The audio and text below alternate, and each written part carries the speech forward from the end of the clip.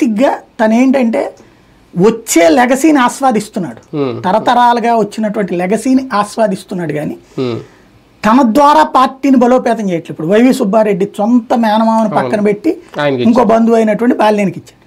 అంత ప్లస్ ఎప్పుడు ఎన్నిసార్లు అలిగి పద్దాక ఏదో ఒక వివాదం సృష్టించినా సర్దుకుపోతూనే వచ్చాడు జగన్. ఎంతకాలం అని చెప్పి ఇంకేం చేయాలి అతను?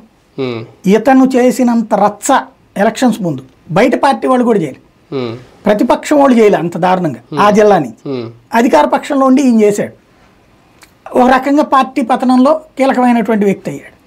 మరి అట్లాంటి వ్యక్తిని ఇప్పుడు ఏమని బతిలాడి ఆపుకుంటాడు? జనసేన పెద్దపేట వేస్తుందా బాలినేనికి రేపొద్దున? చూడాలి. ఇప్పుడు బేసిక్గా జనసేనకు ఒక మంచి నాయకుడు దొరికినట్టే, ఎందుకంటే ప్రకాశం జిల్లాలో ఉన్నటువంటి లెగసీతో చూస్తే. కాకపోతే ఈయన్ని భరించడం అనేటటువంటి ఒక పెద్ద సమస్య. చెప్పలేము, ఉందేమో ఇండివిజువల్ మనకి తెలియదు. ఏం లేకపోతే ఆయన నేను అనుకోవడం అయితే సెక్యూరిటీ కోసమే ప్లాన్ చేసుకున్నారు అనుకుంటున్నా.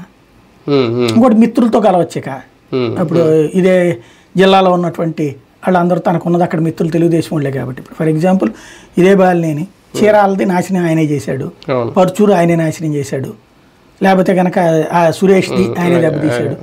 ఇట్లాంటివన్నీ దెబ్బతిని తిని తిని తినేయంటే ఏమీ లేకపోవడం బెటర్ అనుకున్నారా? లేకపోతే ఇప్పుడు ఏ వైవి సుబ్బారెడ్డి